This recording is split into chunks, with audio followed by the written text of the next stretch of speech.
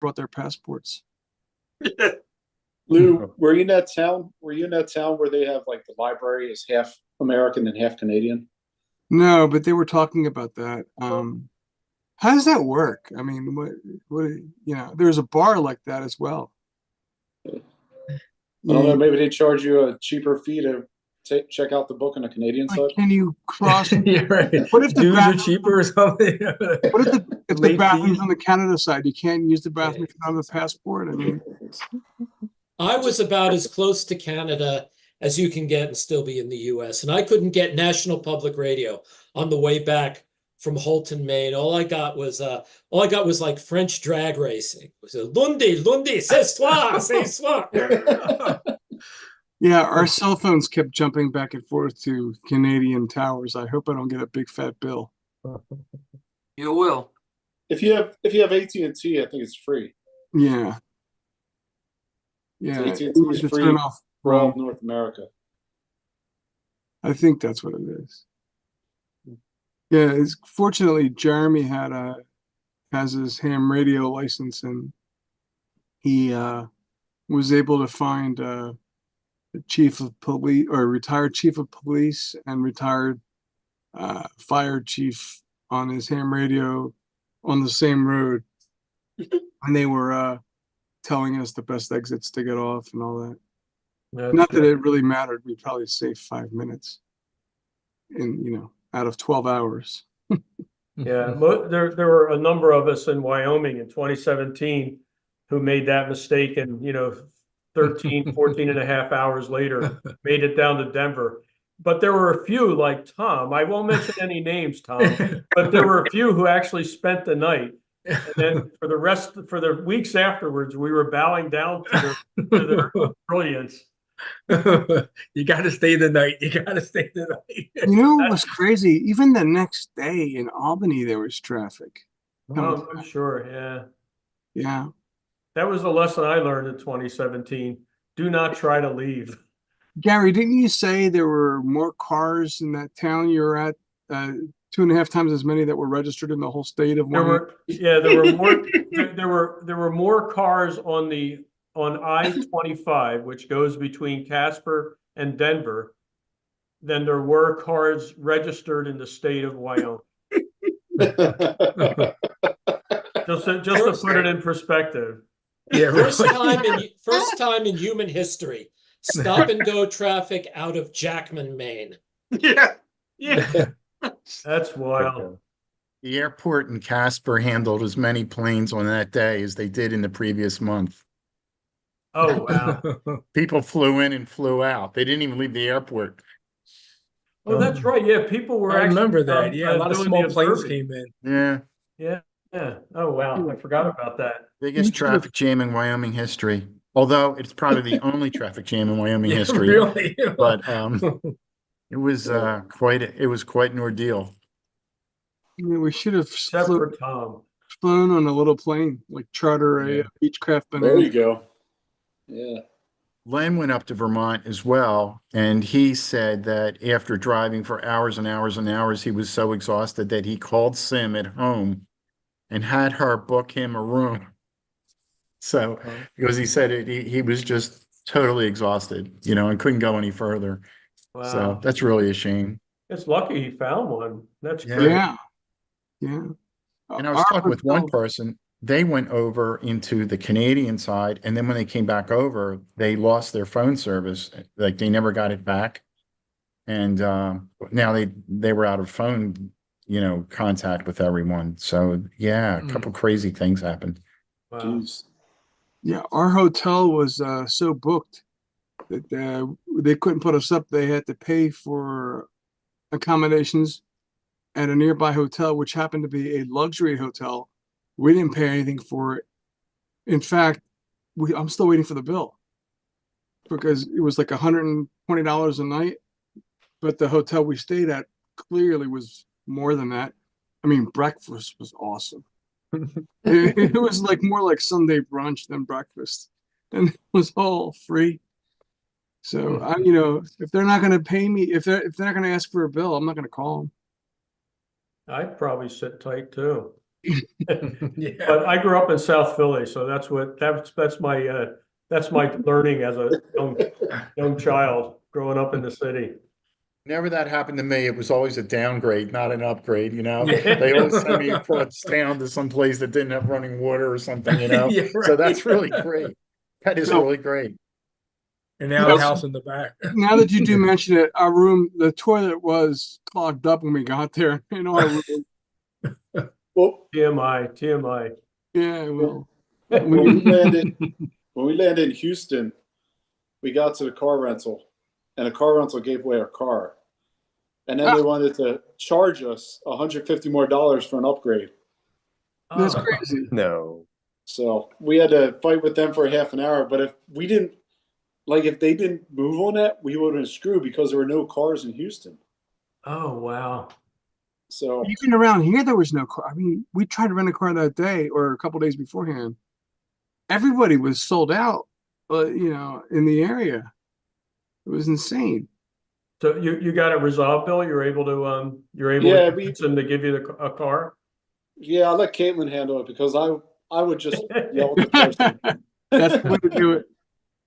And she was just like firm and steady with it and very emotionless. And I would have been like, "What are you talking about?" Slamming the person's head into the table. But so we got it straightened out, and then we got a RAV4, which was nice.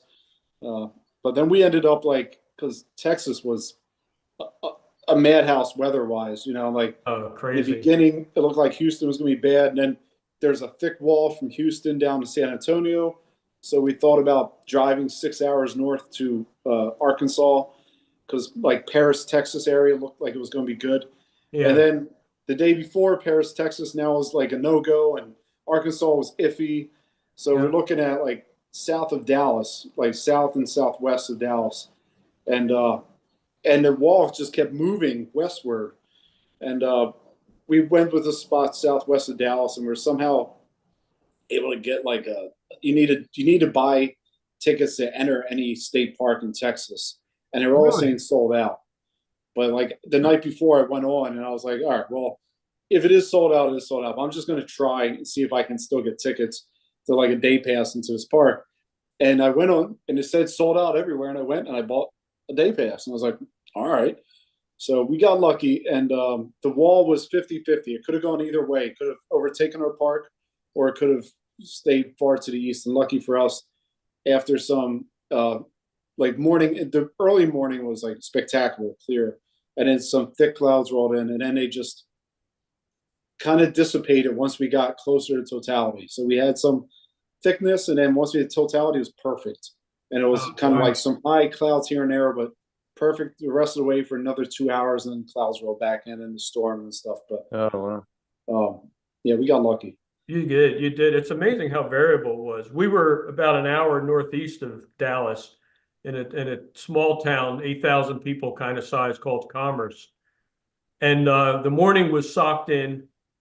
So we missed, we saw breaks in the clouds. We saw the sun. So, we're able to kind of point cameras in that direction or, just look. But then near first contact, some clouds rolled in. So we actually missed first contact. And then shortly after, probably 10 minutes after first contact, things cleared up for a while and stayed that way until literally I had my timer in my laptop, firing the camera, and it's firing these pictures, and there's good skies. And then literally, like, according to the timer, about four minutes before totality, this monster cloud moved man. right in front of the sun and parked because so much of the sun was covered that the clouds kind of weren't moving nearly as fast as they were earlier. I'm not sure if that's what was going on, but for whatever reason, the clouds. Yeah, Gary, we noticed that. We noticed that too. Once it got to totality, like that area, the clouds had really, really come to a stop. Yeah, they had just stopped, and we're thinking, you got to be kidding me. I mean, and I'm watching the timer, and now we're like a minute and a half into totality, and there's this monster cloud. And, we're thinking, and you can still see kind of the 360 sunset, all around, or sunrise all around, but you couldn't see the sun. And somehow this cloud opened up about 2.5 minutes into totality. So we got about 2 minutes into of totality without clouds. And I mean, there were some high ones, and then there was total clear. In one of my camera sequences, it was just shooting from 1/1000th to 2 seconds, just back and forth, as long as totality was on. And we were viewing it naked eye and basically with binoculars, but I was able to get like 2 full sweeps. So out of that 2 minutes, there was maybe like 7 seconds or something, or 5 seconds that didn't have clouds, or not much. They were thin enough to not make a difference. And then the rest of the time, then some clouds came, and then the rest of the time, totally clear sky, like up to fourth contact. And it was just like such a roller coaster. We had just come from Arkansas, Bill.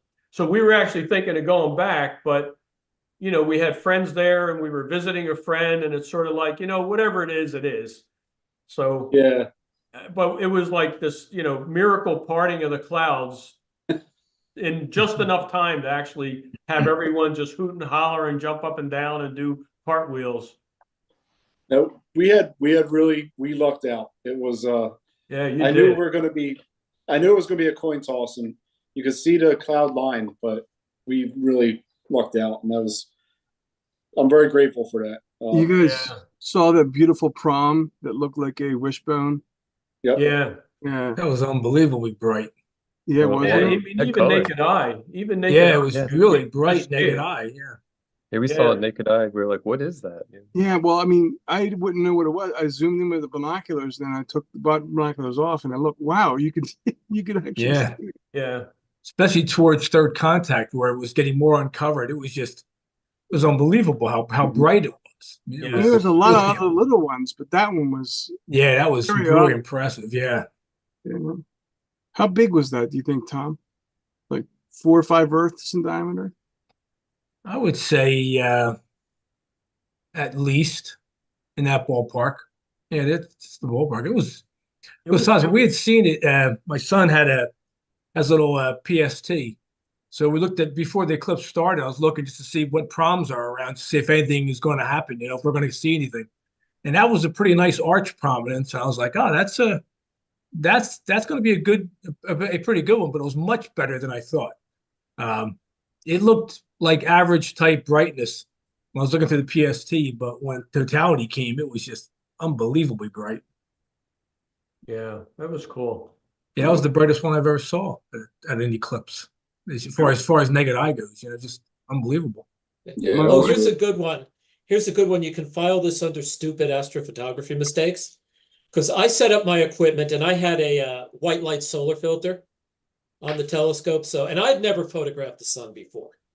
But I got it and I focused it and I could see sunspot groups. I showed some people. It was great. The only thing that was wrong is that it looked like there was this tiny slice missing out of the sun. And I got up and checked the filter to see if they're like, oh no, what is this now?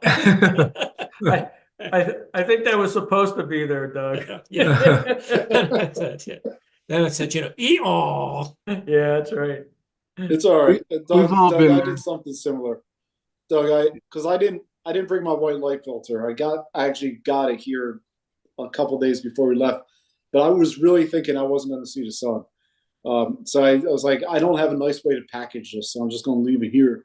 And I brought my Sea Star, which did the white light for me, and then I set up the camera to track with the sun to just do like a regular shot when it gets to totality. But I couldn't tell, since I didn't have my white light, I had no idea what the focus was. Yeah, it's hard to focus. I did my damnness to get it focused, and I had it pretty much perfect. And I second guessed myself about 30 seconds into totality.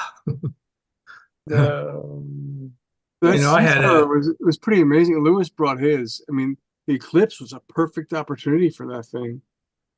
That Sea Star was if it definitely can find the sun. Well, as far as mistakes go, I can give you my mistake that I made.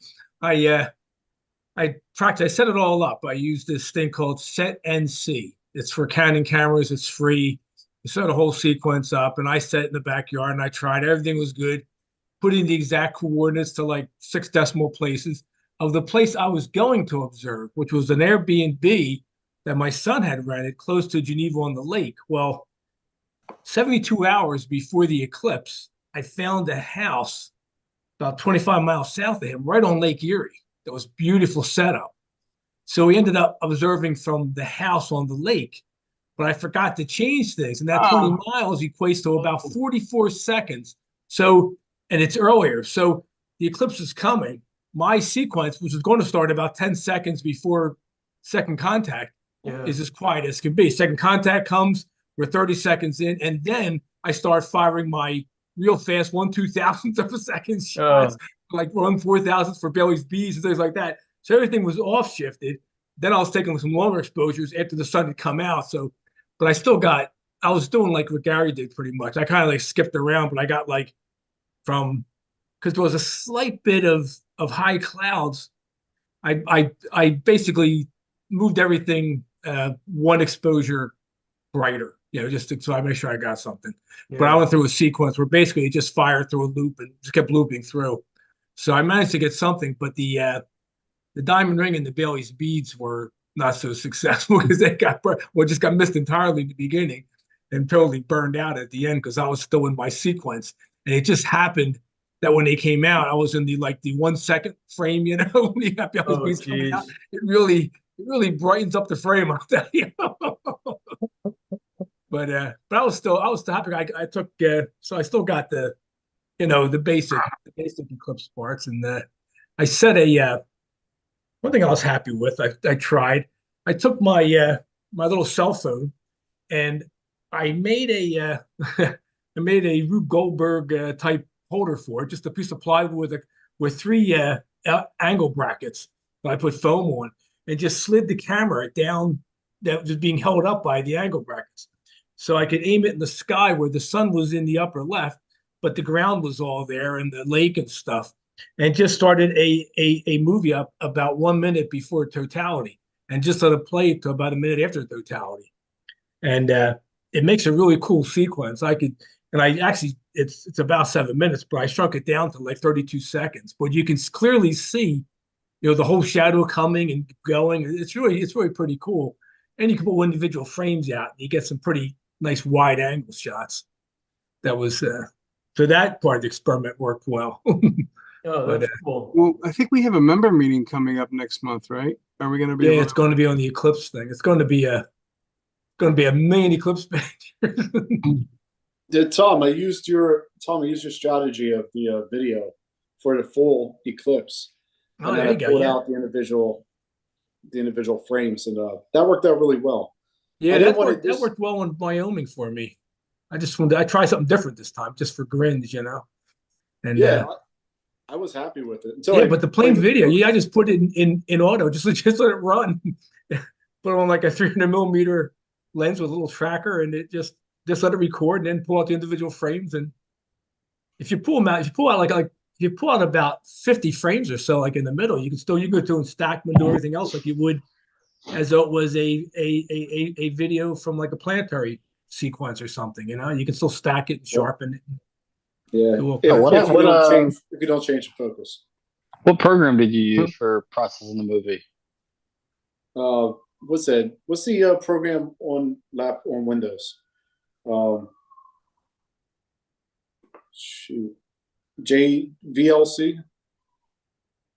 The movie player? VLC is one. Yeah, I forget what I used to dissect it, because the hardest part is getting it into like an AVI, because it's a .mov or something, I think, in Canon. So you have to convert it or have a program that can read it, and then you can slice it. That's the thing you got to get, is to be able to take it from an MOV to an AVI. Wouldn't PIPP do that? No, PIPP is, I used it, and I used it actually to create that I took that 7-minute video, which is I think it's an AVI on the phone. And the size of that, the whole video, 7 minutes, is about 500 megs. When I use PIPP, just to take like 160 frames and just accelerate it, so the whole thing lasts like 30 seconds, it's about a gig. It's double the Hmm. size. I mean, when you do anything in PIPP, it's great because it lines up easy, and I do almost all of my gifts using that. But it does make things grow. It's a really it's easy, but things get big quickly. Well, fortunately, hard drive space is cheap now. Yeah. Does FFmpeg work on Windows? What is that? FFmpeg is the Swiss Army knife. I do all video with FFmpeg, but it's like a Linux. Yeah, I think it's available on Windows too. Check out Yeah, I know. FFmpeg. I know. FFmpeg. I'm an FFmpegger too. Yeah. I used it. It, It's critical to my invention of running videos backwards. yep. And you can select the compression to libx.264, so it'll be smaller output size. It can do everything you want. The hard part is figuring out how to do it. John, you have to run that from out of Python, right? You might be able to do it in PowerShell. So you like download your file and you just go on the Google and type in FFmpeg, You how can do do I it. convert? Command. I think Command PIPP line. uses FFmpeg in the background, I want to say. I was eager to install something else, and I think that's what it uses. So it may actually already be installed if you use PIPP. You might be able to select the output format compression then, yeah. It does I was sitting in a everything. hotel room trying to Yeah, in process it. So PIPP, it doesn't have a compression option. I'll look it So up. that's but I mean, usually on those GIFs I make of the sun and things like that, what I do is they're all JPEGs, and I actually reduce the quality of the JPEG to at most 50%, even 40%. I really reduce them down so they get super compressed, and then I make them out of that. They're not like from the original higher quality frames. But if you have a GIF or a movie, it's coming by so quickly. Yeah, you don't notice you don't really notice much of a difference, with the high res, low res, because it's frames are flying past you. Yeah. Yeah, there's a lot of info on that if you just Google it. Yeah, but the whole like everybody's saying, I mean, it's funny. Jeremy put that sort of a meme type uh, email out to the group that showed the clouds and it followed the exact eclipse path, for the prediction, latest prediction or something.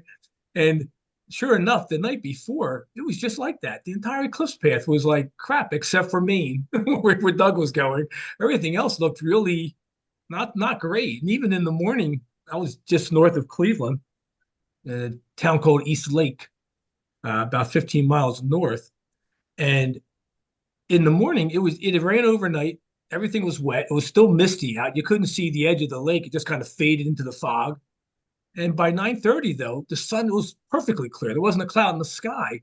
Then the high clouds rolled in at about just close to a little before, well, about 11 o'clock in the morning. They started rolling in high, but actually, they were so thin that they actually enhanced things because what it allowed you to do, which I didn't see as much in Casper. In Casper, I could see the shadow going across the mountains and the ground. I couldn't, and when it was at the distance, I could see this storm type thing in the distance. That was the Umbra. But as it was approaching, you couldn't really see it climb in the sky. It was very, very, very subtle. With this one, it was like a black line coming up from Cleveland. You could just see this line coming up, and you knew exactly when it was going to start and when the diamond ring was going to happen because it was very clear. It was very obvious. And so I think, but they were so thin. You could still see all the corona really nice. You saw Jupiter and Venus. It was all showing through nicely in the whole sky. But the thin clouds also, I think, with that horizon type sunset effect, it really enhanced that because it really having a little bit of clouds there really gave that very deep orange yellow. Really, they're just brilliant colors on the horizon. I've never seen. I mean, I was lucky to see 4 eclipses in the clear and one I got clouded out on. But of the 4, that was by far the sunset effect was by far the most unbelievable. And it's funny. Mitch went up to. It was not funny, but Mitch went up to Rochester and he got clouded out. but he posted some pictures, and his cloud shots though were really impressive. It reminded me of when we went to Canada many years ago. Actually, Jim Taylor, myself, and a bunch of other guys. It was a club thing. We went up there, and it was a heavy cloud deck, and that you could just see a black circle kind of going across the sky. And in Mitch's pictures, the umbra shadow on the clouds is really kind of a cool look. Yeah, It's not Tom, it isn't as cool as totality, but I was just south of Cleveland. I was in Aurora, Ohio, right outside of Talmadge, Akron area. So I wasn't actually that far from you. And yeah, the clouds right beforehand made some really interesting time lapses because the time lapses had the clouds going real fast across them and all that. So the high clouds actually, I think actually had a kind of very yeah, interesting it did. effect It and added a different neat depth quality to it, really. I thought. Yeah. I mean, in the movie I have, you can see like there's a little bit of haziness in it, but I mean, you have to really pay attention to realize that it's got a hazy effect to it. But it still turned out to be much better than the weather was expecting at 8 o'clock in the morning.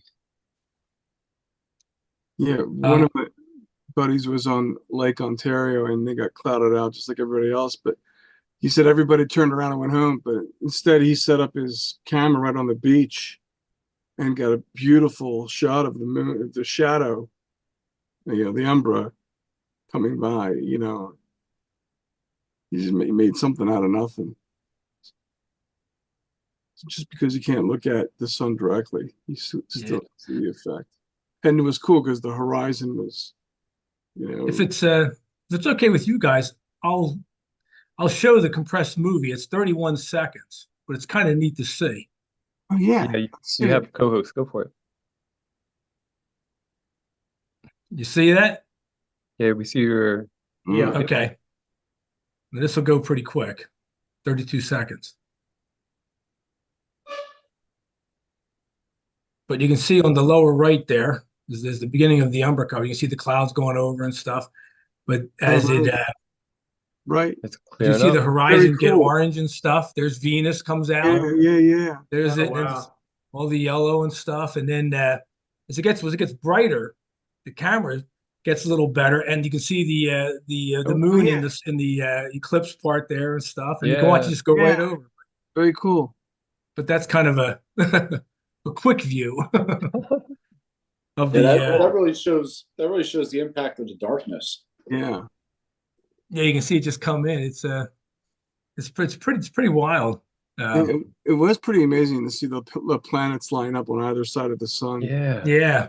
You're looking out into the solar system, and Mercury I was tough to see because of the thin cloud levels layers, but yeah, I didn't even look for Mercury. I was thinking the couple of bright stars in Orion were probably visible, but they would be low in the east. And I didn't get bogged down with that stuff. I did spend 5 seconds, probably 4 to 5 seconds, looking for Comet Pons Brook. I just went to Jupiter with the binoculars, looked over a little bit just to see if I would see it. Figured I wouldn't because especially with the thin cloud deck. But it wasn't there, so I immediately let it go and mainly just looked naked eye at the eclipse. A little bit in like 8x50s, but mainly just naked eye because that gives you the whole ground. It shows you it's the ground, the sky, everything. It's just the whole effect. It's so neat. did anybody notice any changes like in the animals' behavior? Yeah, we were on a ranch and they had about, my friend's ranch had about probably a dozen, 15 horses and about 30 donkeys. And his house pet is actually an Iberian wolf. And he has a cat. So he has a cat and an Iberian wolf as his house pets. And the horses and the donkeys behaved as if they did it at night. They all kind of herded together. They were originally like in the front part of his field. He has 96 acres. So they were originally like towards the house, and then at night they go into the back section of the field behind this strand of trees. So as it kept getting darker, they kind of migrated, and then when totality hit, they all kind of huddled together. The cat jumped up and scared the wolf. The wolf ran, the wolf ran because the cat jumped and just bolted from something. I don't know what scared it so much. Maybe it was us hooting and hollering when the sun Yeah, right. came out. But and then the wolf ran in the house. Wolf's behavior didn't change much. It pretty much laid on the deck and just kind of looked at us like we were crazy. Well, we noticed the birds were acting really weird. They got all a school of these birds just got together like a school of fish, and they were flying really close in formation, like 4 feet off the ground and buzzing your head and in circles. And they were all, it was like a school of fish. You know how they would turn real quick? I don't know how they did it in flying to each other, but they looked confused. They didn't know where to The only thing I got was mosquitoes. All of a sudden, the mosquitoes came out and then stayed for the next 2 hours afterwards. It's not like they then disappeared right after. They stayed. Mosquitoes already? Oh wow! Yeah, we were in a just a plowed field with it. So, but yeah, there's definitely mosquitoes and bugs that just came up right as it was getting close to totality and annoyed us. Yeah. Yeah, Tracy noticed that too with the mosquitoes coming out. Isn't that interesting? Yeah, they always come out at sunset, so that makes sense. Yeah, and she's like a magnet. So if anyone's going to notice them, it'll be her. I never have to worry about mosquitoes when she's around. Yeah, right. She takes them all in. Poor Tracy. I had a question because this was my first eclipse and I managed to get to totality. I went with my brother to a steak and shake in Vincennes, Indiana, southern Indiana, which is right along the center line. And it was funny, everyone's warned me about how much traffic there's going to be. And so I'm telling my brother, and he's like, nah, we won't have any traffic, whatever. And sure enough, there were like more police cars, honestly, just parked around along the highway. Than there was a guy selling parking for $10, but there was free parking everywhere. So no one had to pay for the parking. So we just went to this steak and shake and ordered burgers and we watched the eclipse. But my question is specifically, I think it was right when the eclipse, when totality was beginning or right before, there were these weird waves of light kind of going around on the ground. Shadow bands. You saw shadow bands. Yeah, I don't know what that was. If everyone freaked out, we're like, it's like when you're in the pool and you look at the bottom of the pool. Yeah, that's good. Yeah, I didn't see him. I wasn't looking for him too much because of the high clouds. I thought it wouldn't be very clear. But yeah, I had no clue what it is. Cool. I still don't know because I didn't know how to look it up. They're called shadow bands, and they start about anywhere from 1 to 2 minutes before and then also after totality. And it's just a weird atmospheric effect when the sun is a super thin crescent. It's an atmospheric thing that basically, like you said, it looks like waves in a pool, and they move along at a few feet a second, maybe 2-3 feet a second. They're kind of going across the ground and everywhere. It's like ripples Ripples. Yeah, light and dark just going across. Yeah. Yeah, we were all looking up. It freaked us out. Well, there you go, man. Yeah, those are really amazing. Cool. Okay, those are cool to see. I'll look it up. I was looking for those. I couldn't see them either. We got them when the thin clouds rolled across the sun right at like totality. Okay, we had a little bit of thin clouds too. I'm curious, maybe that's related. I've I was only, in Washington, I've only seen them once in my life. I was in Washington, Indiana, about 10 miles east of Vincennes, and I saw the shadow bands there too. Oh, you were down there too? Yeah. Mm-hmm. Oh, cool. I know a lot of people were in Indy. I didn't know many people were down around Vincennes. That's close. I grew up pretty close to there. Yeah, my wife's parents there, so we were just in their driveway. We had 4 generations of that's neat. Family there. So yeah, that's great. Yeah, it was real chill, and the weather worked out, and all the employees. My brother's funny. It was 10 minutes before totality, and he was like, "There's no Frisco sauce on my hamburger," and then he realized he didn't order a Frisco burger, and he was like, "Well, I want Frisco sauce," so he walks in to order it. All the employees are outside looking, like no one's working. Right. Everyone's outside. Why is he worried about his burger? I know. They look at me and they're like, "What's he want?" And I was like, "I think he wants a Frisco burger." And like one of the guys is like, "Oh," and the girl's like, "I work drive-through. I don't have to make it." And we Wait till ran in the and eclipse is over. I know that's my brother. I love him. But, yeah, they finished up. We all got to see it, but it was an adventure. Yeah, that was a fun time. It's interesting that we all went to so many different places and, you know, able to observe the same phenomena, you know, the all the proms and you know the weather was almost the same everywhere. Everybody was Yeah. thin clouds. Yeah. Well, Maine and New Hampshire, right? Were I think looked like from the pictures Len texted, there wasn't a cloud in the sky. And Doug, you didn't have any clouds either, right? No, it was perfect. Yeah.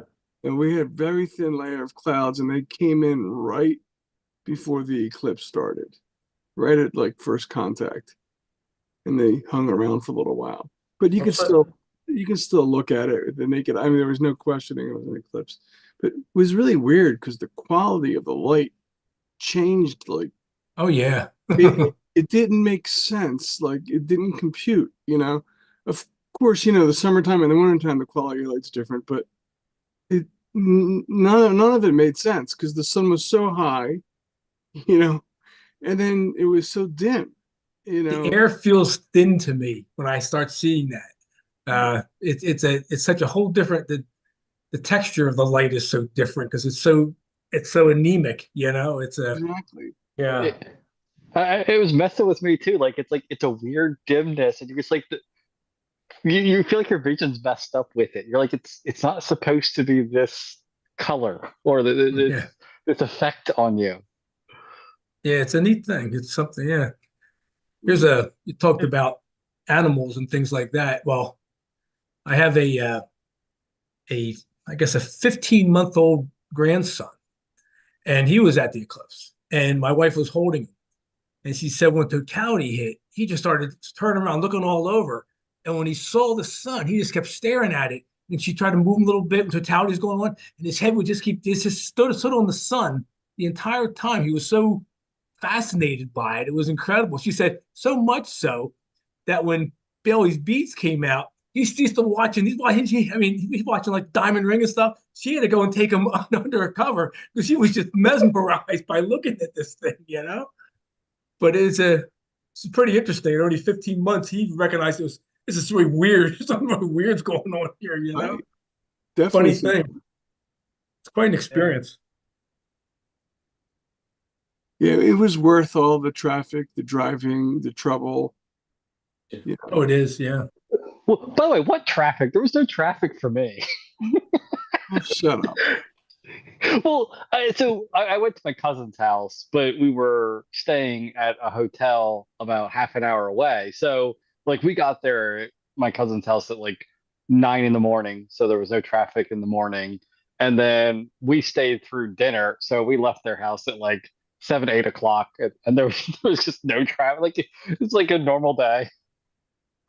Oh, the traffic was insane all the way down Vermont. So we stopped to get something to eat. Every small town, every restaurant that was open was jam packed. Like the pizzeria we went to, they closed at 8 o'clock. We got there at 7:30, and there's like a line 20 people long behind us. Again, it's like record profits that day. Cool. The economy. No problem with traffic in Texas. Easy going. Yeah.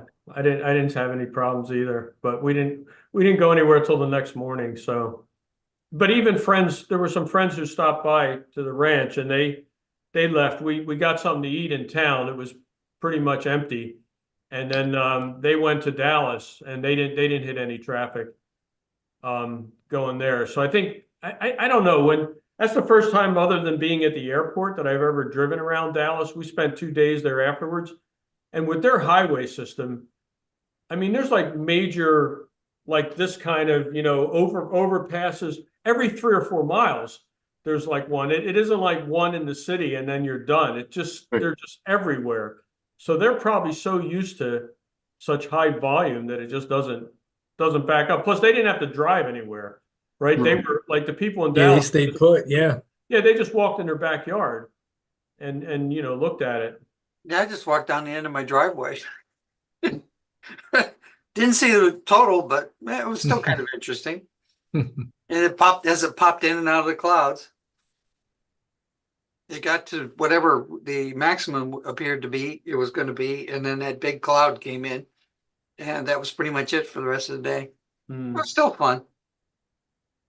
I had two telescopes set up on the roof of my shop, which is in the garage area, which is almost flat.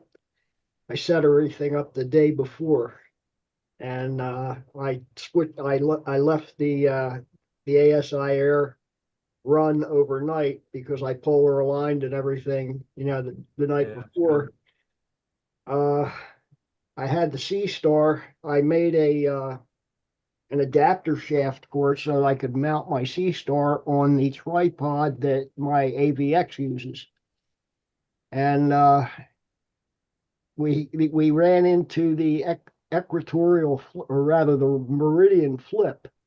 And my Newtonian, the clouds started rolling in and they were moving so fast I couldn't reacquire the sun. I even tried to do it manually. It was just no go because of everything changing so fast. So I wound up sitting in the house I have a tablet that's just used for C-Star. And I started hitting the button every time there was a break in the clouds, getting what I could. So I got about 300 images, some with clouds moving across the sun and some not. But that's basically all she wrote. Yeah. But it was a chore hoofing all that stuff up to the roof of the shop because I had the EQ6R Pro running with the Newtonian on it, and then the C-Star, and then I put one of my mesh router modules just outside so that it would reach to the back of the shop where the deck and my access to the flat section of the roof is. So it took a while to get it all up there and get it all set up and everything, but at least bringing it down was a lot easier. It was a lot of stuff to carry. So you had Wi-Fi on your roof then? Well, I have Wi-Fi covering the whole property. Nice. Did anybody, aside from the eclipse, did anybody make it to NEAF this year? Speaking of anemia, there were a lot of vendors missing. Like Astrophysics wasn't there. It was people that normally this one guy, I can't remember who he was with. They only asked for 2 booths. They got 4. But yeah, I was looking at the mountain you guys were telling me about, the Ioptron CM70. And then there's right next to them was a Skywatcher, setup, and they made it sound, I don't understand. I mean, Skywatcher, their mount, the guy was telling me that the periodic error is less than an arc second. I have a hard, and it was a $2,700 mount, so really cheap. The payload capacity was supposed to be 50 pounds, and whereas the Ioptron, the guy was telling me peak to peak, 10 arc seconds. I don't know who to believe here, Well, I mean that might be apples oranges because the Skywatcher might be talking about with guiding because I asked them specifically. The Ioptron comes with a chart and of unguided periodic error, and it is at least the 2 that I looked at and the one that I have, they were all below, well below, about half of 10. Yeah. Plus or minus 10 arc seconds. They were, I think one was like 8 in one direction, 5 in the other kind of thing.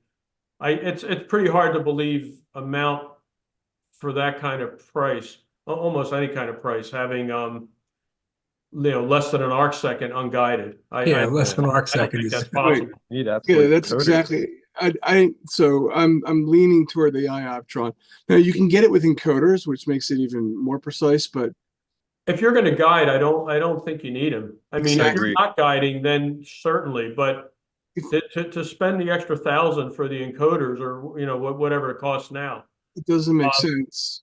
And they're more risk to break on if you're And- guiding, don't get Yeah, you just don't need them if you're guiding. Right. And so I was bringing all these things up, and like you can tell the guy who actually invented the pole master was there from in the iOptron. So they have their own little polar alignment contraption. Yeah, it's a camera in the mount. Yeah. Yeah. So I'm actually they were very honest. I was leaning, and I still am leaning toward getting one of their mounts. I was gonna. They told me I have to buy within a couple of days, but I was just in the hospital. I just got out today. So I should probably call them tomorrow. But yeah, the all the other stats looked really impressive, and I like the fact that they have the USB hub right there on the mount itself, Yeah. where you can plug Yeah, it in. everything's right there.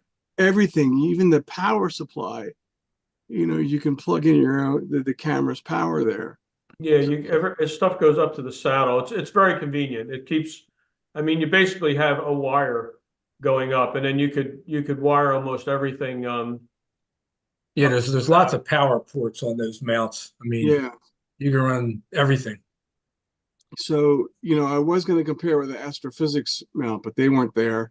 But I'm thinking for the price, I think they wanted like 3,700 or something like that for that mount. For the price, it was considerably more than the Skywatcher, but I have to believe they were completely honest. The iOptron people. The Skywatcher guy, I hate salesmen. He was like a used car salesman. Whatever you wanted to hear, he told you. And if you brought up a point, he would like twist it around or change the subject when he couldn't answer it right. Did he mention periodic error correction, PEC or anything? Yeah, there's both of them had that. Yeah. But that's the other thing I'm curious about. How quickly do they correct the periodic error? Is it going to screw up your auto guiding, or is that a whole different mechanism? Because I'm not using the ST4 port for guiding. I'm using a USB port off the ASI Air Pro, and if I get good polar alignment on a decent night as far as seeing is concerned, I'm consistently between 0.2 and 0.3 as far as my RMS on the Your guide. RMS, yeah, that's really good, and that's really good. And that's an EQ6R Pro is what I'm using. Yeah. So, but to answer your question, you don't have to worry about the periodic correction because in my case the ASI Air Pro's running everything and just giving the impulses to the mount for the correction. well, sure, but I mean, you don't want the two forces fighting with each other. So if if the PEC corrects much quicker than your guiding, then you should be okay, right? Well, I think the Need it. PEC is when you use the handset and so on, because it's all contained in that chip there. Whereas when you're using the ASI or Pro or Plus, that takes care of it on its own, just with the guiding. No, Yeah, I understand that, but With my understanding, at least from my Los Mandy mounts, the periodic correction, you basically train the mount. Yeah. can't hear you, You're Gary. muted there, Gary. You muted yourself. You're muted, Gary. Yeah, Sorry, I don't know how. you're halfway through and we lost you. Yeah, I'm not sure. I didn't even touch anything. I was just sitting here with my hands up. Anyway, the mount, you train the mount to basically compensate for the errors that's in the in the worm and gear drive, or whatever kind of drive mechanism you have. Most of them are belts now. Right. And then that just plays back in a manner that tries to compensate for the periodic error. If and any time I've guided, I have not turned on periodic error correction. I just let the guiding take care of it. After the guiding calibrates itself, like if you're using something like PhD2 or even the ASI Air, whatever, it has that kind of under the hood, PhD2 under the hood. Right. It does that calibrate phase that looks for the backlash, looks for what your settings are, how many steps it takes and blah, blah, blah to move a certain amount. And I just let that run. I've always gotten very good error correction in the order of, if I'm shooting real high focal length, like with my C9.25, it might be 0.5, 0.6 to 0.7. Like on a bad night, if the seeing is horrible, it slightly goes above one arc second. On most nights, I'm in the 0.4, 0.5 arc second RMS range for both DEC and RA. My periodic error correction. My question was, if the PEC is correcting at split second intervals. I mean, I don't know how quickly, and that's one thing I wanted to check between the different mounts.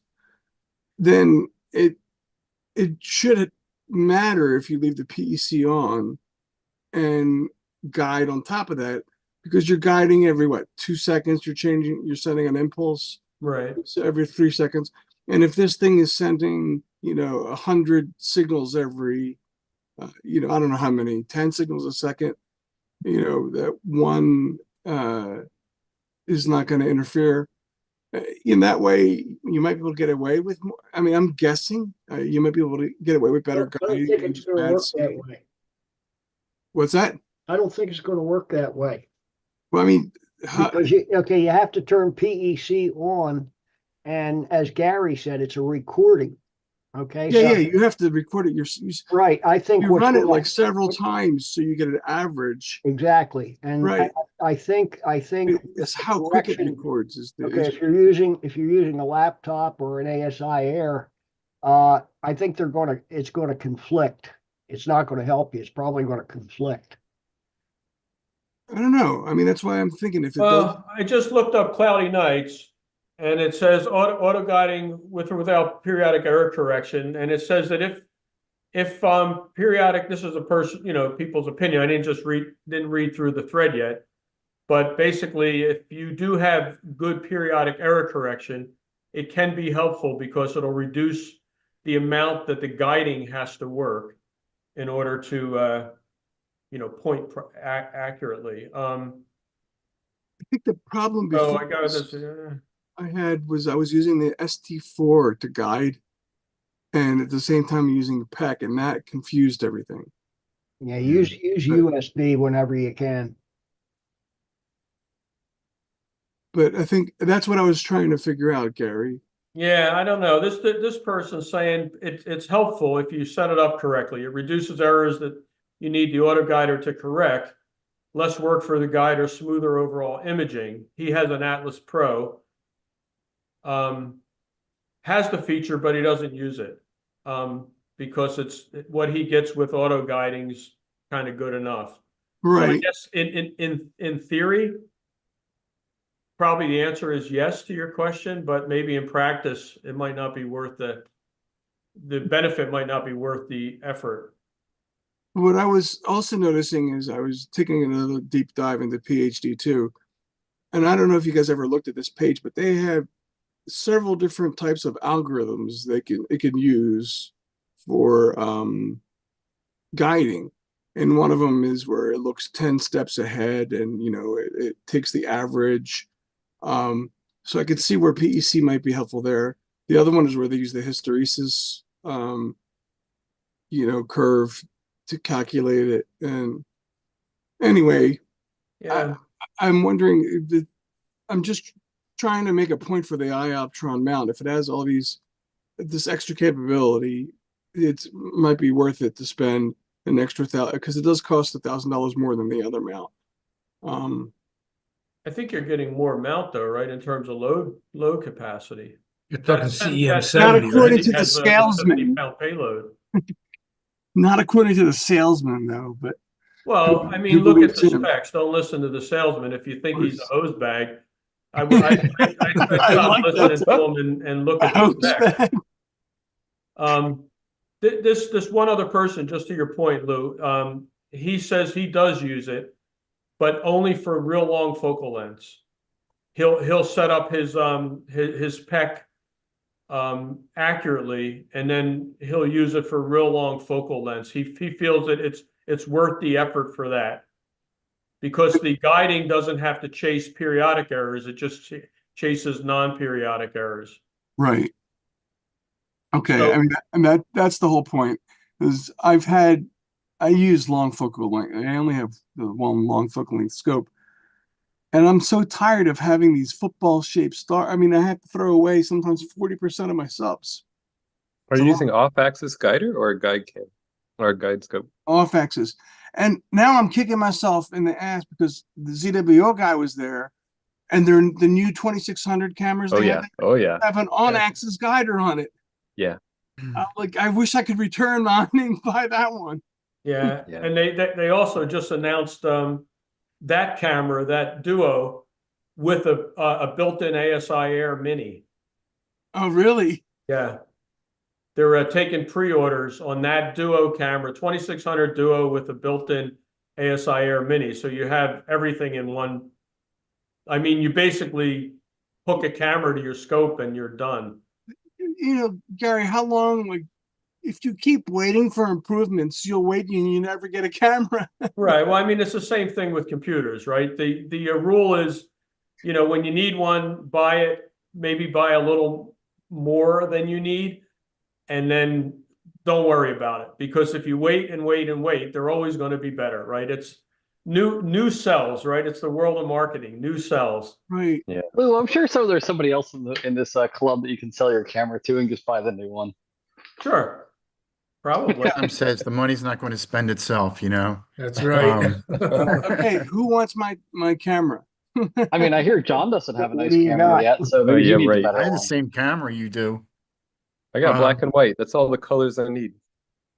The One periodic. shot color. Oh, dude. that's not true. You have filters. I wonder how that periodic correction though dovetails with dithering. Does that add another wild card into the mix? Oh, wow. That's You know, interesting. That's Yeah. an interesting point. I I'm with- wouldn't think so, but that's an interesting point. Yeah, Yeah, I don't didn't know. think about that, Joe. Good. Because Gary and I go way back with Los Mandy mounts. I mean, we've had periodic correction. I mean, I never bothered to use it, and the guiding. I mean, if I have half a brain that night, usually works out, just fine. I don't know. I'd be disinclined to use periodic correction if you're going to dither. It just seems like it adds so many, more variables than you really need into the mix. If I buy them out, I'll try both ways and get back to you guys. But I'm pretty sure that Ioptron looks like the best bang for the buck. As far as that camera is concerned, I'm a proponent of having separate devices. That way, one thing goes wrong, you only deal with one thing. All right. Well, you want my camera? Yeah, there you go, Bill. Is anyone using the I Duo? might, but I think the timing's a little off right now. Yeah. Is anyone using the I just bought a new Duo now? PC. Yeah, Ferrari? Mark Ferrari has one. Does he? Yeah, he got it. It was no, let me let Wayne in. We got. I got them. He bought one. He was on the waiting list, and then he got it. And I think he's done some stuff down in New Jersey at Okay. Wharton State Forest. I think Great. he's done some images with it, and I think it's worked out well so far. Good. Yeah. I haven't seen him in a while. No, he had something on Wednesday. He has some kind of a music thing that he listens to or something that he's posted some images. He's posted some stuff periodically. Yeah, he's I got think he stuff has on a He has Flickr. lesson. conflict with this meeting. Yeah, he has a lesson, I think, on Wednesday nights. Yeah, he came a long way very quickly. Oh yeah. Yeah, He's pretty got some nice prolific. rigs. He's got a lot of he's got more than one rig. He got Yeah. several rigs, that little trailer. He loves that thing. Yeah. Excellent. Hey Wayne, how you doing, bud? Hi, Lou. Doing good? Did you pick anything up from Neef?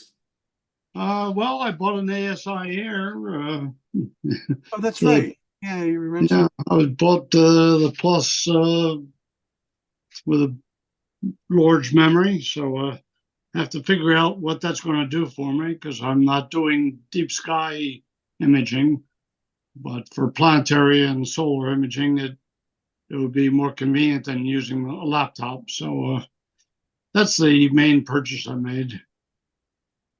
Wing, what were your impressions of Neef? I didn't go this year, but we were talking about it a little bit earlier.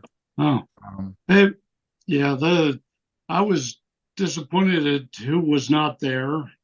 Like Lund I was expecting to talk to them Right. and Sky Safari people and stuff.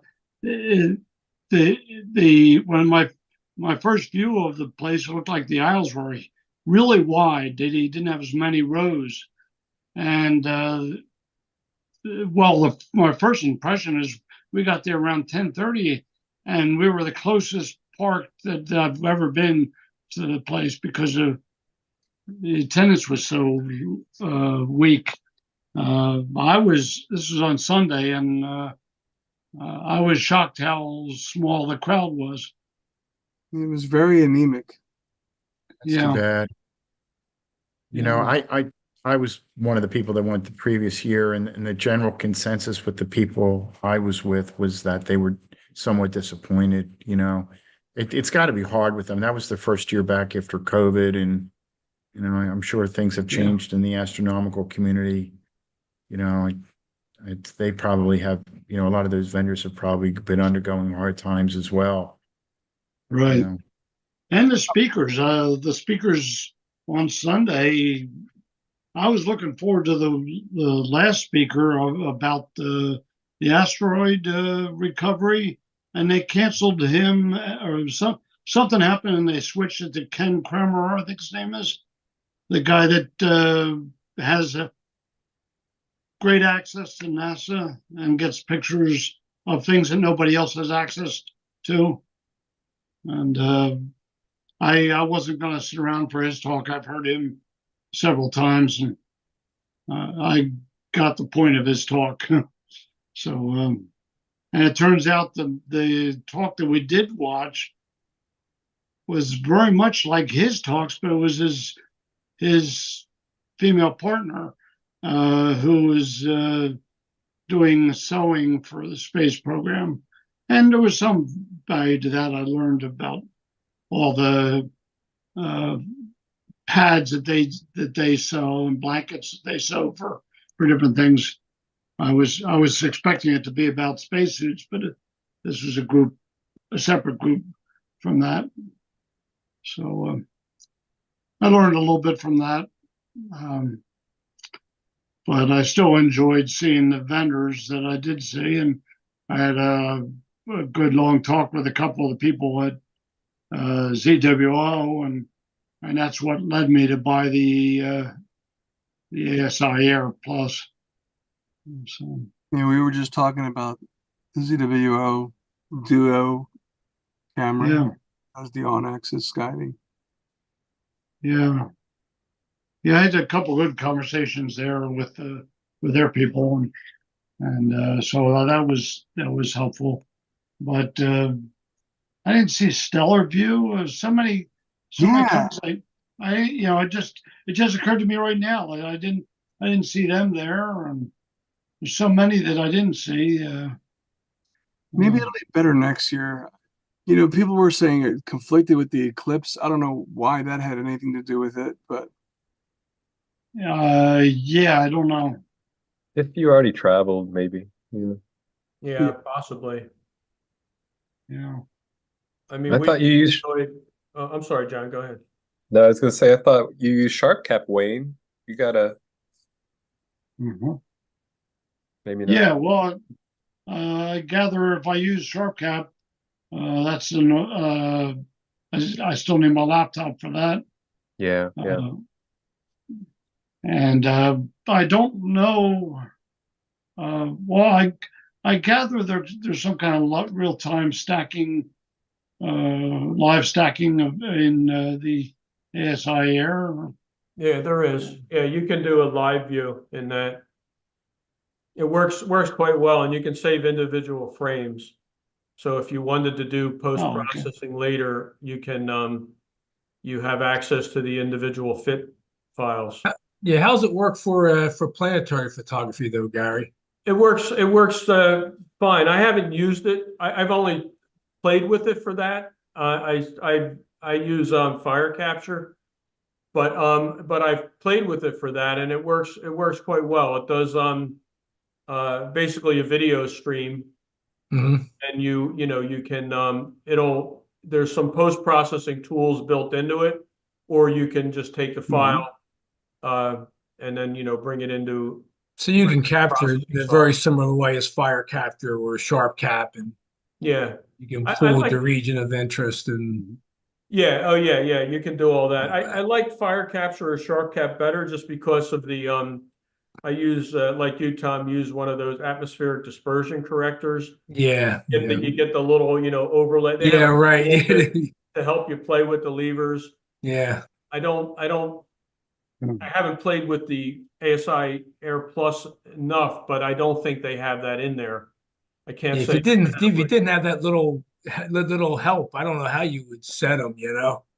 It'd be tough. I mean, I've used I've sometimes that little thing confuses me, so I wind up just looking for the blue and the red fringing.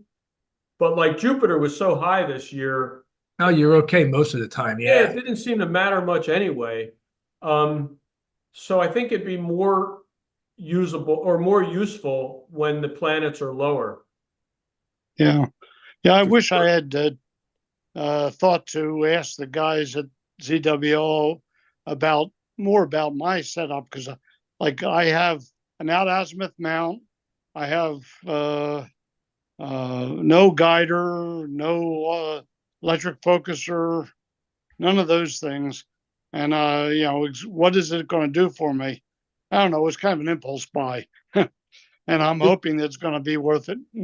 It certainly can reduce some of the cabling. Wayne, if you would have So- told them that, they would have tried to sell you everything else. Yeah, right. Nice. So Yeah, I'm not sure. I don't know. With- I with tried to. Alt as I would think you'd want to do that live mode, right? That would probably be because it really for long exposure, it's really designed for an equatorial mount where you're polar aligned. Yeah. So I guess for because you'd be taking shorter exposures then if you're doing live mode, and then you wouldn't have to worry as much about being alt as. I mean, if you're taking them for a real long time, obviously you're going to have field rotation, but Yeah. or yeah, I would think that would be maybe the preferred mode. Yeah. I gather plate solving will tell it whether you're on target, but it doesn't. You can't use that for guiding, right? That You use it won't for finding. Yeah, use it Yeah. for finding. I mean, it's Yeah. great for that because It's you great can for compose. finding. Yeah, you can Yeah. Plate compose solving is really well. unbelievable. Yeah, I was thinking it'd be nice for if they had like push to capability where I could just use my built-in remote to steer the telescope and have the plate solve tell me yes, you definitely have it in there. Yeah. You can do that. You can do that because I actually don't even I mean I do polar alignment on my scope, but I don't even use the hand controller anymore. The only thing I use the hand controller for once in a blue moon is to just make it go back to the home position if I've already turned things down. I mean that we have these hand controllers with all these databases. I literally don't even pick it up. If I'm doing planetary, I will, but for deep sky, I don't even touch it anymore. Yeah. So you can use your hand controller to point the scope to basically slew, and then use the plate solve to find out if you're where you want to be. It's I great with a see. tracker too. You know, with the tracker, I mean, I used to have a finder on you know, next to the lens and everything. I don't I don't need a finder scope. You know, I can just, you know, plate solve and just, you know, go around until I find the right spot. It's really good that Right. way, you know. Right. Yeah. Yeah, that sounds nice. Joe, do you use any RA guiding on your trackers? Or do you find that you Please. just don't need it? I don't AstroPhotography group. the one tracker that I have is really precise, and I find that I have to keep the exposures below where I would see any drift anyway, you know.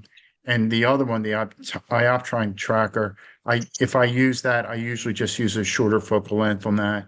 Okay. But I can guide like 400 millimeters for like a minute exposure with the one tracker, and you know, dithering is a whole different animal, you know, and I try to manually dither, you know, if I'm not too lazy.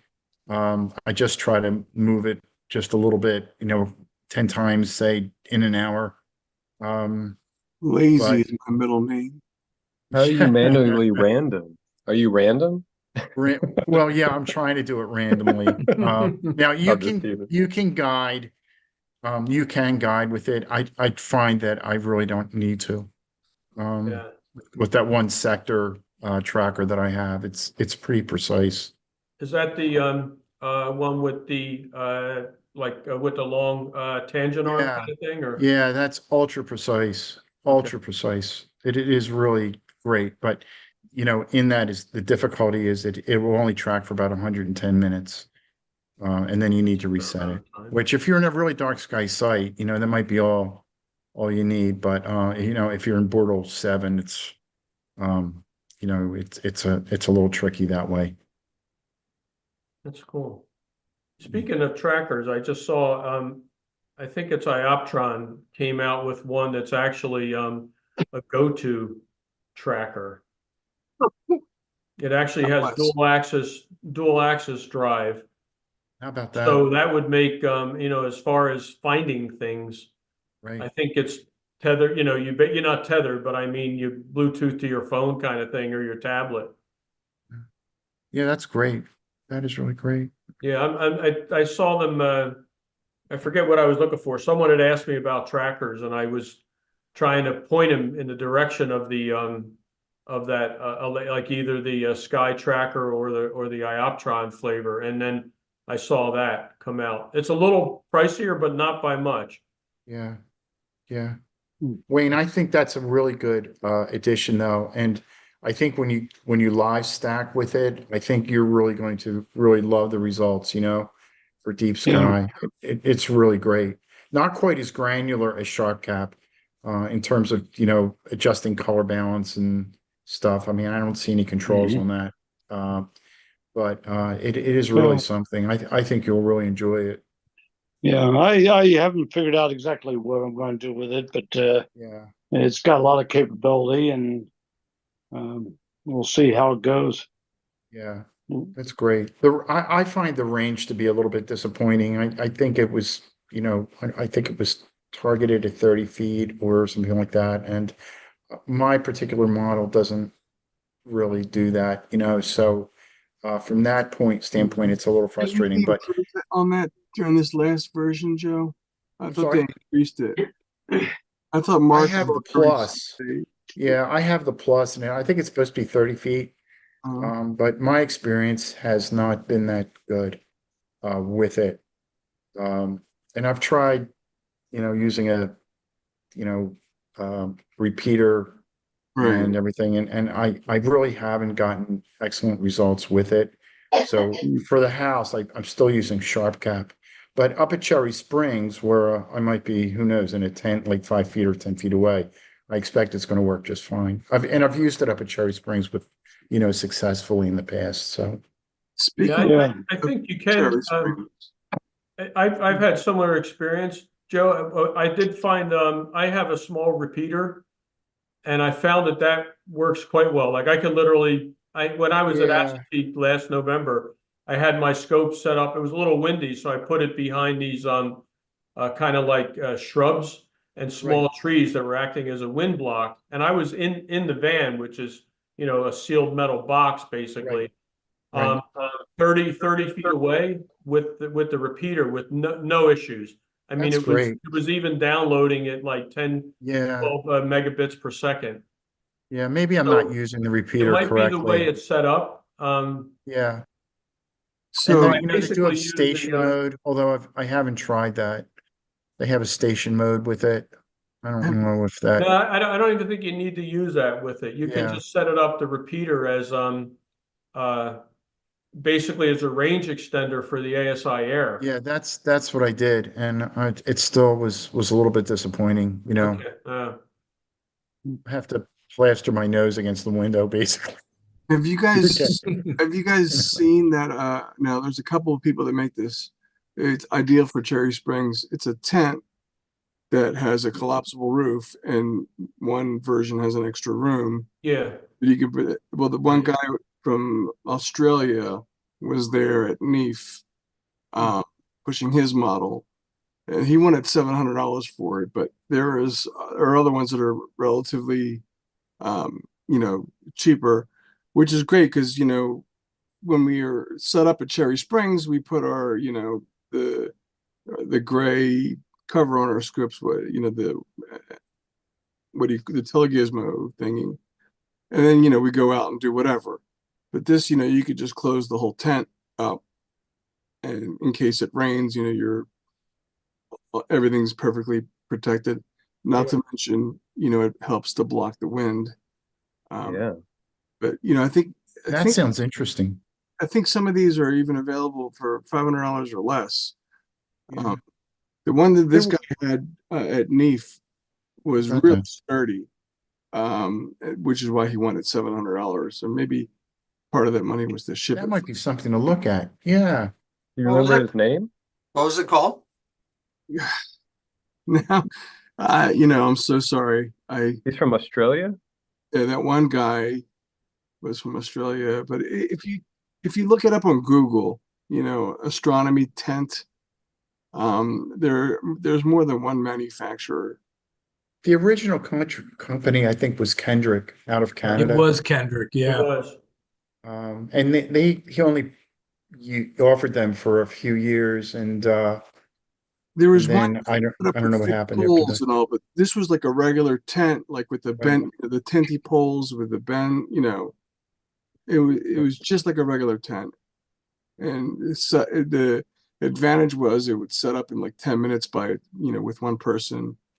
Uh, Not like that's a problem at Cherry Springs because there's always a lot of people there. But anyway, Do you remember how many people it fits?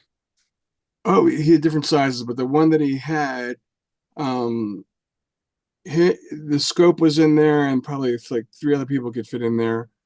There's other ones, not that this one, but other ones that they make them where you have a separate room uh, attached, you know, next to the tent, or the tent has two rooms in it where you can set up your computer, your all that stuff, and you know, or your bed if you want, and you can set up the computer and the laptop.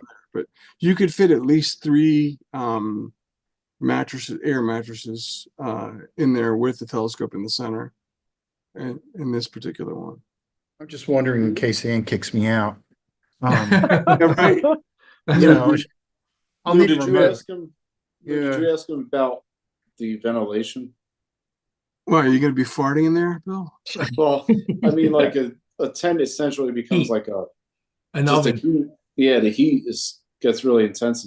Well, in the summertime, you know, during the day, sure, but you know, you can leave the top open.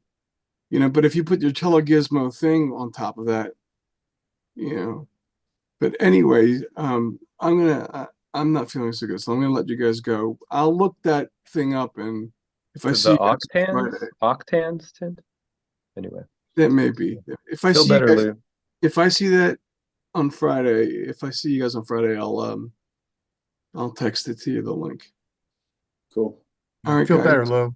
Yeah, All good right. to see you all again. Lou. Take care, Lou. Better. Okay. Yeah, take Feeling care, better Lou. soon. Hopefully I'll see you on Adios. Friday. Get your mount. Yeah, Tom, I think I've seen these at Cherry Springs, right? Yeah, yeah. I mean, I just put one link up there. I just looked real quick. Just said observing tent, and that's what came up for about $300. They're kind of Yeah, selling it as for your backyard too, as a light protection, as a light Hmm. pollution I thing, saw a and guy. windbreak and light pollution. There's a guy who set up next to me one time at Cherry Springs who essentially got some piping and create a kind of like a Yes, tarp I know exactly what you're square. talking about. Yeah, Yeah. I've seen that same guy uses a bunch of bungees and tarp and all this PVC stuff, and makes his own little windbreaking dome. Yeah, it's a great idea, and I feel like provided the wind isn't too bad, it's like this. When I look at this, my concern is now that why do we have a bottom layer in there? Right? Yeah, I look at that too. It's just like you're just just causing problems as you're walking in and out. It seems like, Yeah. I wouldn't think you'd want any floor, you know, for that part. I mean, if it was like the old Kendricks where there was basically a tent attached to it, and it's just a side room. So then that's one thing. You have a floor on that, but the other part just should be a shelter, Mhm. you unzip. Cut it out. Although that may be part of what holds it together, since there's no roof. Yeah, maybe you want to have I wasn't even Right. looking at that close. Let me see. Yeah, that doesn't even have a roof. Yeah, which means it's a wind and light block. It is not any kind of protection. Yeah.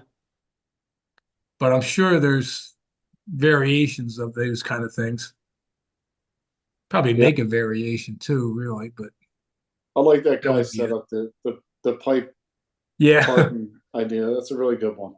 that was quite a project, though, if I remember correctly. Him setting that up. I mean, it took a while when he was doing it. Yeah, but it broke down to nothing though. Oh yeah, right. It collapses to nothing at all, right? Just a bag of PVC tubes, it's like no room at all. The one time I was at Cherry Springs, I might have ran into him, but I was on the amateur field across from it. But there was a guy who sounds like he had a very similar setup with it. So I don't know if it is the same guy or not. What kind of camper do you have?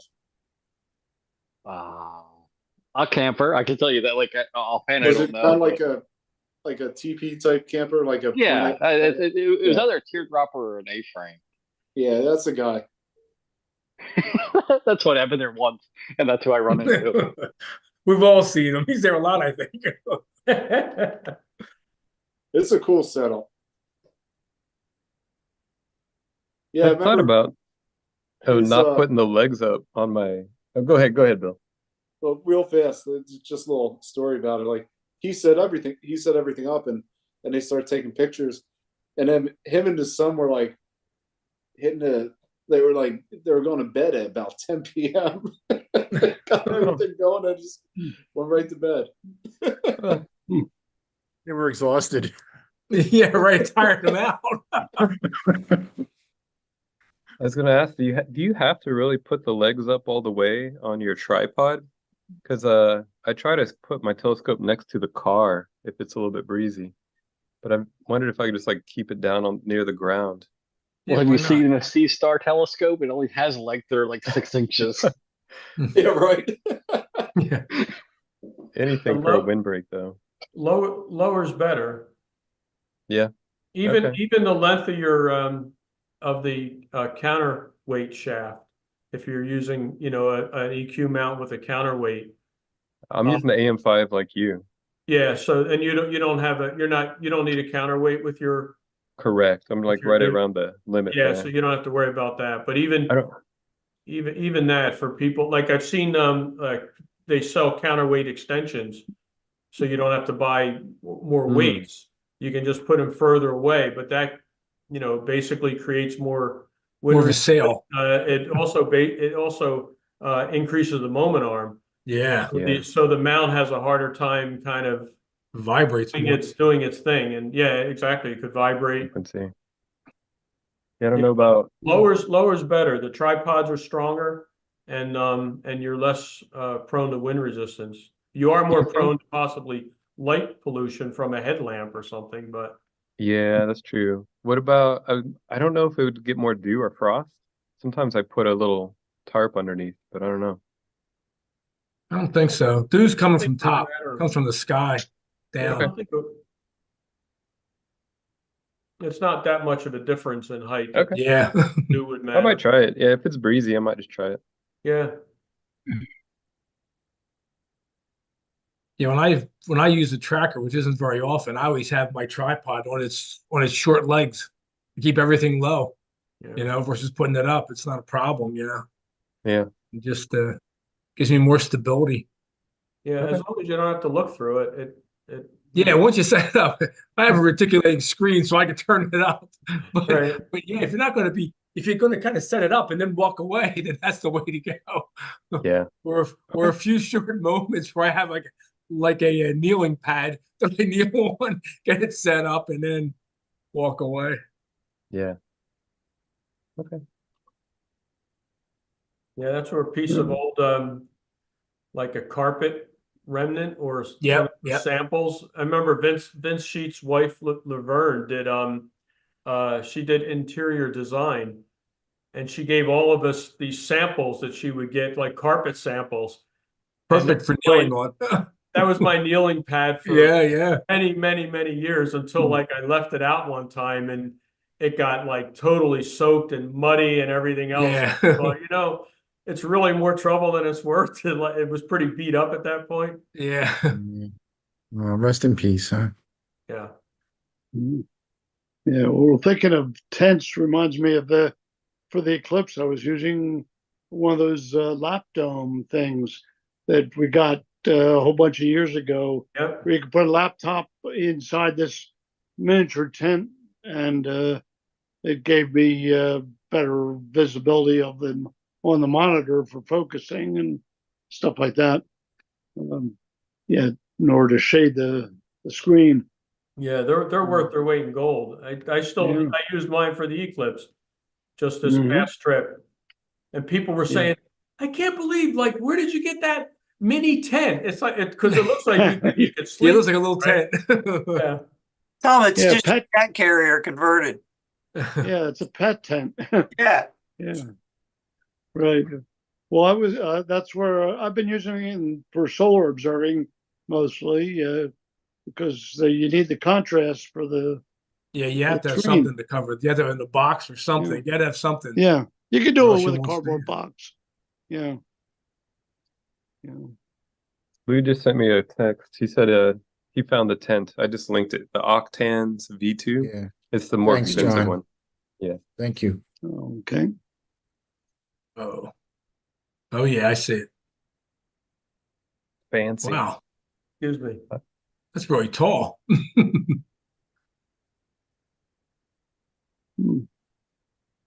Huh.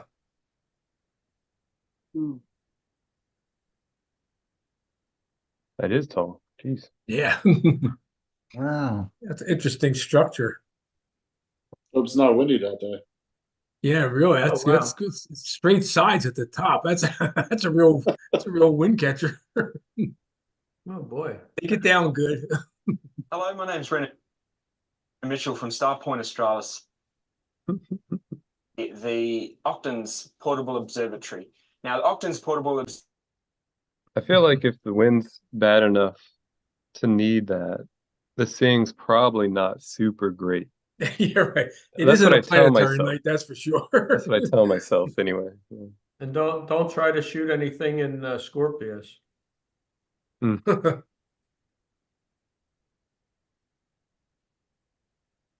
Does No, anybody no. taking any galaxy pictures during galaxy season? Oh, Yeah. Mitchell from Oh. Star Point Australis. Yeah, Been tough, huh? I've been trying. it's been hard right now. I got a couple for tonight. Oh yeah. Do you wanna Yeah, do you wanna show. do show, Bill? Okay, how do I do this now? First I'll hook you up with the share. Let's see here. At the very bottom of the screen, there should be a little, all your icons at the bottom. Right. One There's a towards the green middle says share screen screen. share. Okay. Share screen. Yeah, click on that. All right. Hang on. See how your new computer works. Yeah. Well, it's not really the computer that I have a problem with. It's using Zoom because, you know, all of this is totally new to me. It's different on a tablet. The human always messes up the computer. Yeah. Computer's perfect. No, I'm just kidding. I've been trying to fix it. Operator Are you guys seeing? Are you guys seeing the thumbnails? Not yet. Yeah. What do they say? Computers do things fast, but they don't save time. I'm hitting share. And I like that. anything yet? No. Yeah, you have to Not once you go in there, see if you can click on your image. There Oh, you there we go. go. We've seen There we go. something. Now it's coming up. There we go. Hey. Got it. Hey. Got it. I see 1805. Oh, look at that. That's the core of it. Yeah, it looks good. Wow. What you use for this, Bill? Using my 533 Pro and my Omni 150 Newtonian, 6-inch Newtonian. And Nice image. I have Bortle 7+ skies here. These were everything here was taken here out in my little parking lot behind the house. Really? That looks great. Do you use any filters? On this one, no, this was no filters other than the IR cut. Hey, nice shot. That's what you did crap. that. That's the ASI Air Yeah. controlling it. Very nice. Nice crab there. That looks great. Looks like The M81. bodes? Yeah. It's Bodes, yeah. Yeah, it's M81. Are you using the new BlurX Noise X on these yet? Yeah, I used Yeah. Noise Exterminator on this, and then a few days ago, I found out you can go back to an image that's already processed and use it, you know, to make it better. Oh. I got to plug Uber Smooth now. I got one customer, Tom. Yeah. Hey, have you done much with that, John? That looks good. I haven't been able to. I'm trying to put together more good images. That's This my one- thing I need right now. Go ahead, Bill. This image here was taken this past Monday night, or actually the wee hours of Tuesday morning. This is only about 3.5 hours of data. But, you know, with nightlight polluted skies, and I'm right next to the Willow Grove Turnpike interchange. You're pretty close to me then. I'm pretty happy about this. Where do you live, Bill? Willow Grove. Okay, I'm in Upper Moreland. I'm just Well, I'm in Upper About Moreland too. It's all the same. You know, a mile and a half from Hatboro. Yeah, I know the kind of skies you got. yeah, People's Republic of Upper Moreland. Bill, what's the scope you use for this? It's a Celestron Omni 150 XLT. It's 750 millimeters focal length. We'll skip that one. That's just an open cluster. There you go, 81, 82 together. That's from the Sea Star.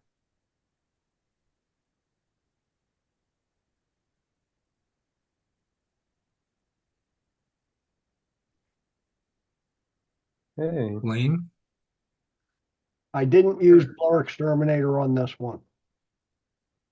Wow. And we missed a couple here. Let me back through. Stop on that one. Just go back, go forward a few to 101. I got a question here. Yeah. Before you used the noise exterminator, were the arms full of stars like that? I'm wondering if Yeah, but they were bloated. You know, there's Yeah, always a slight halo around them.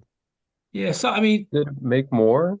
I'm wondering if it's changing because fooling a little bit with John's software, which works really good on a number of things. With the galaxies, it seemed like it would occasionally turn a H alpha region to a star. And they kind of came out looking like this, like it's Yeah. heavily starred more than I would expect to see. There's two separate images of MO 101 in here, taken different times. So I was just wondering if it's the same. Yeah, this one here was last Monday, this past Monday night. The other one was done, I think back around, oh geez, February. Did you run the noise exterminator on this one too? Yeah. Okay. Yeah, Yeah, it's a big game changer for me because I mean the 533 doesn't give you a lot of noise like my 385 did, but you still have some.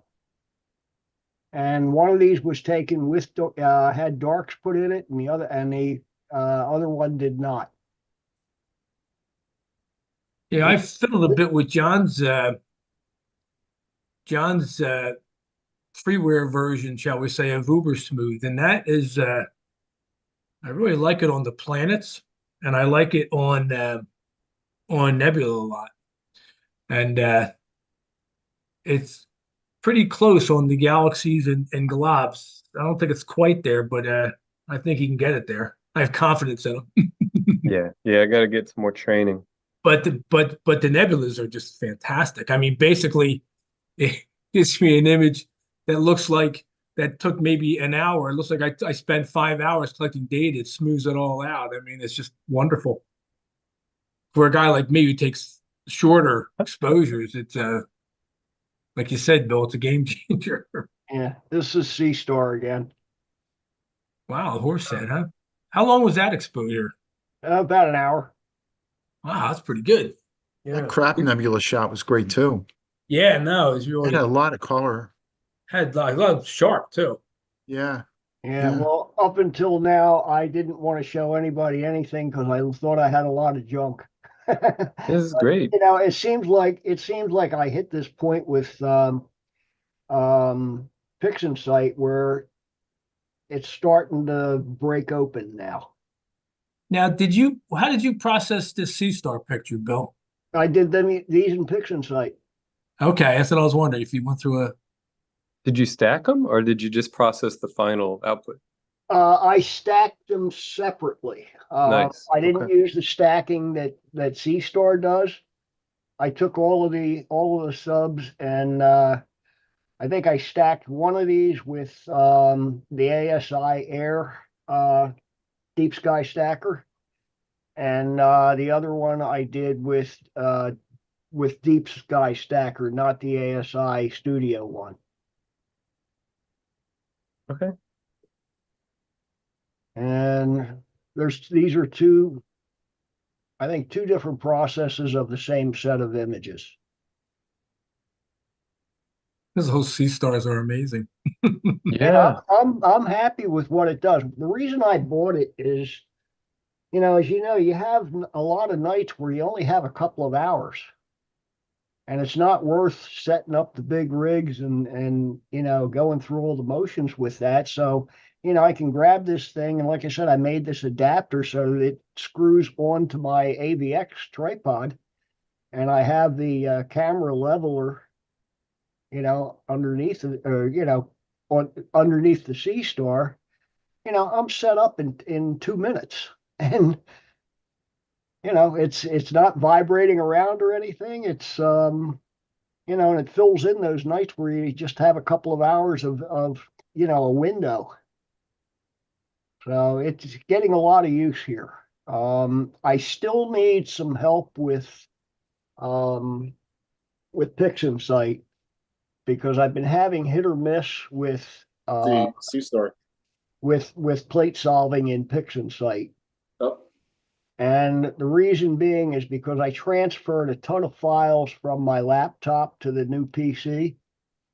And what I did was I discovered one mistake. I have 7 external hard drives here that I use for astro images and all kinds of other stuff. I put the Gaia files into one of the hard drives. And I found out you can't do that. So what I did, rather than taking a chance of transferring files that were already transferred, I downloaded a whole new set this past weekend.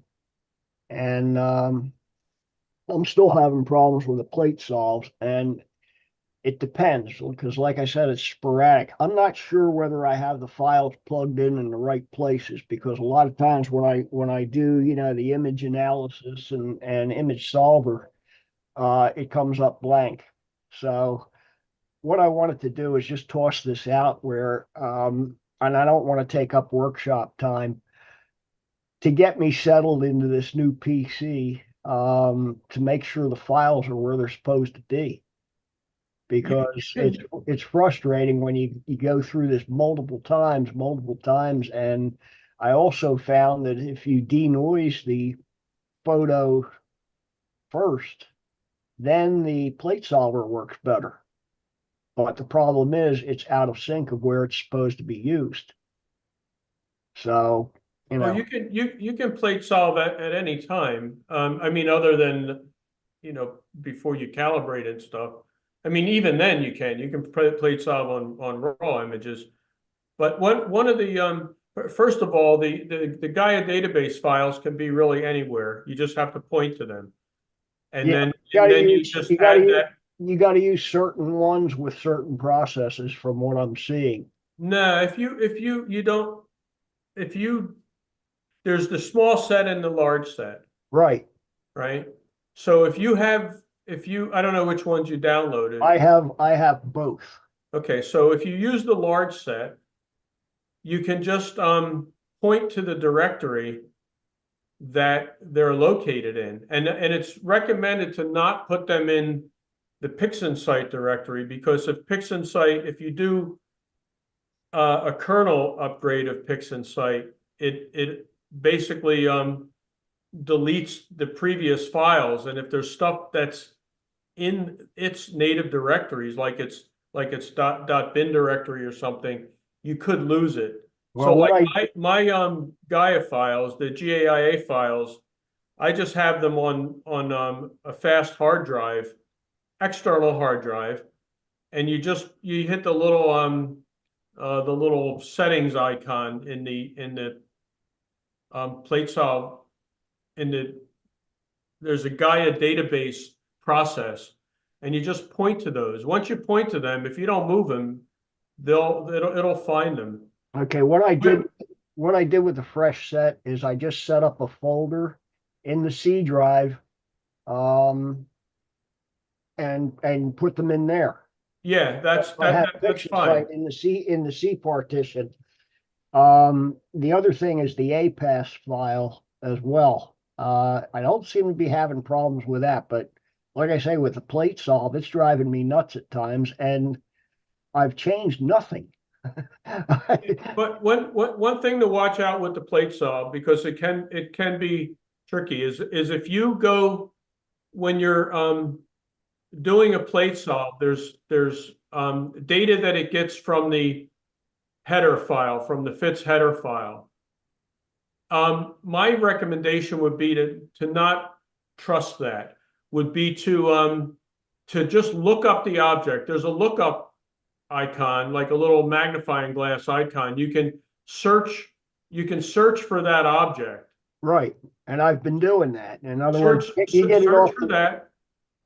And then also double check. There's a setting on the bottom. I don't have it open right now, or I could talk a little more intelligently about it. But there's a setting that you can also, it'll say use like your existing telescope parameters, and that has your image scale, stuff like that. Make sure those are correct. Yeah. I'm familiar with what you're talking about right now, because I switch back and forth between the C star and the Newtonian when I was processing this stuff. But and the other thing that I've done too is, let's say I have what I'll do is after I'm done imaging the next morning or whatever, I will take the flash drive out of the ASI Air and transfer the files to the PC. And I have everything cataloged as far as year, month, and date. What I'll do is I'll go into a batch of, let's say, there's 200 subs in there. I'll go to the middle of it as far as the times they were taken, and I'll get the Fitz header off of that. There's a thing in PixInsight for Fitz header, and what I'll do is I'll copy that and then put it into the stacked image so that there's an identifier in there. That seems to help the plate solver a lot, whereas I was putting in the time and hour and date and everything else and using the search thing. And there's an observatory in France, which is online or whatever that it connects to. And it was just coming up with nothing. I was getting nothing but errors.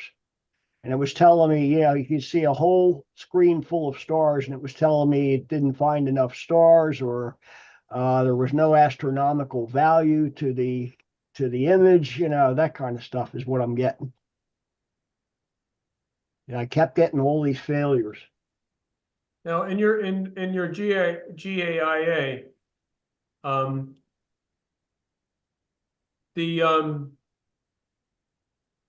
like if you hit that little the little wrench tool, yeah, that's your screen, right? Oh no, I'm sorry, that's my screen. My window popped over to my other desktop. It was on top of yours. So the ones that I'm using are the GAIA DR3SP/SP. Right. And if you open that little wrench tool, that's the whole list of files comes up. Is that correct? Yeah. Okay.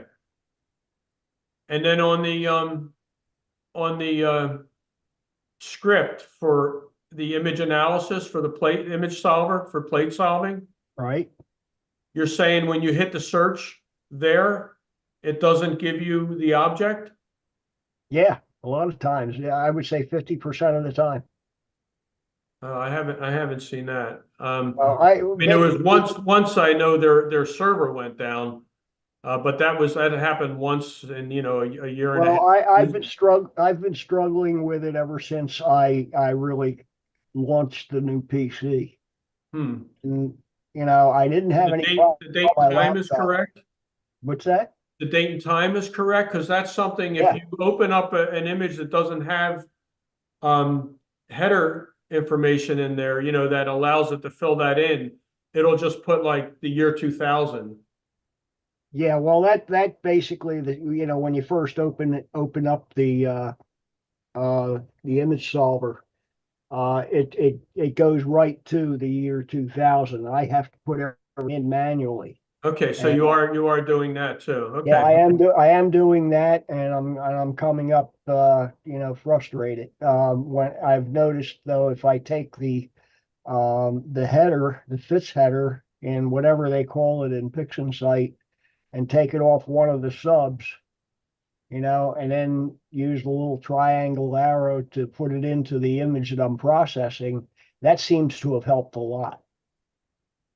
Interesting. Okay, because it's getting more information than what it's really asking for. And I think, in me trying to manually fill it out, I'm not going down to the seconds or anything, but I am going down to the date, the time, and down to the minutes. And yeah, you don't even need minutes. I mean, you just need rough time, because you're exposing for a long window.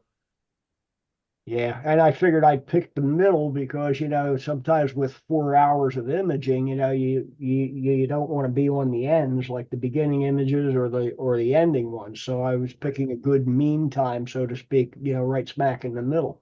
Yeah, and you're offsetting for the time I think they give is UTC, right? So we're 4 hours off of that now. Okay, I was not using the UCT time. I was using the local time like it is on the image. Yeah, I think well, I don't know if it's going to make a difference, but I mean, it technically really shouldn't if you're close. Yeah, but that is UTC time.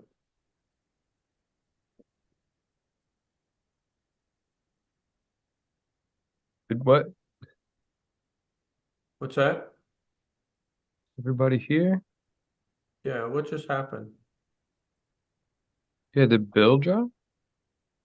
Bill, Is it? I got a message saying, John, that you were leaving, but No, yeah, so I just chatted with somebody who's leaving. okay. Oh, you said thanks for joining. Catch you later. I got Yeah, it. that was some That was folks were Neil. dropping. Neil, the new guy. But I don't know what happened to Bill then. right. I did screen share say- just dropped. I think Bill, he said going to head out to have a great night. Oh, that's the other Bill. Yeah, that's different. He was That was just Bill McGeaney. The person sharing the screen just disappeared. Oh. With the Huh. Pixinsight issue. yeah, That's that's that Bill. new laptop. Oh no. Yeah, there you go. Yeah, well, I'm heading out. I've seen you guys. Yeah, Take I'm gonna care. wrap Take it up care, too. Wayne. Yeah, Good luck with thanks, that guys. ASI Air. Yeah. Yeah, Go ahead. yeah, we'll see when I get time to play with it. Oh, you're I'm retired. gonna head out also. Yeah, Have a me great too. night, you Go. guys. Good seeing you. See you later. Yeah, good seeing Thanks for everybody. see everybody. Bye-bye. Take All right. care. Have a good night. Take care, y'all. Later. So Bill just came back. I know. I just For the accepted him. empty. Take All care, right. guys. We'll see you guys.